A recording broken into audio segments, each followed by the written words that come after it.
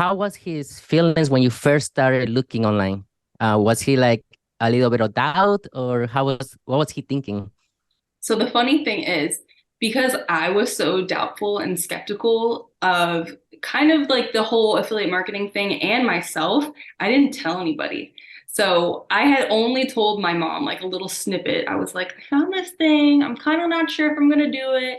And she was like, just be really careful. Like there's a lot of scams online. And like I already had those thoughts myself. But what I ended up doing was like I opened like a savings account and I was going to like put money aside from checks to like be able to buy like the blueprints and like if I felt like I needed to do that.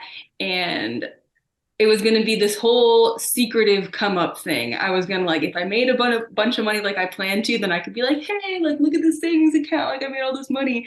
But if I failed, then I didn't have to go through like the whole, like, yeah, I tried this like online business venture thing and it kind of flopped. So my plan initially was to just kind of like keep it like super low key. And then he like caught me one day like making videos and I'm just like, and I'm like not this social media person. So he's like, what are you doing? Like, why are you like in our closet making a video? And I was like, ah. And then I was like, okay, I gotta tell him. So then I end up telling him about everything. And he was like super supportive from the get-go. And I was like, I just really feel like I'm gonna be good with this. I think I'm gonna make like thousands of dollars. And he was like, all right, like do it, let's see it. And then that was it. Now I could make videos out in the open. That's so funny. It's so weird because, I started affiliate marketing with product review blogs. So that was kind of behind the scene. It was kind of like the easy way out, I guess, but it never really scaled because it's really, really slow. So in 2016, I decided, okay, it's time to start creating content. And because there was no TikToks yet, I focused mostly on YouTube.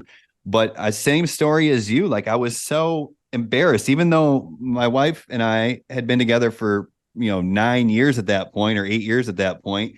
I was scared to do it in front of her. So I literally waited until she took the kids to my parents' house for the week. And I was going to work, still just at the tail end of the restaurant business.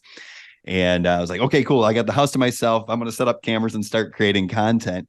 But when they did find out, they were so supportive. And now, years later, that my kids are 10 and 9, now they think it's so cool that I'm on YouTube, right? They think it's so cool. So it's like, I don't know why we're so scared, but I guess it's just human nature. So you got to get through it. So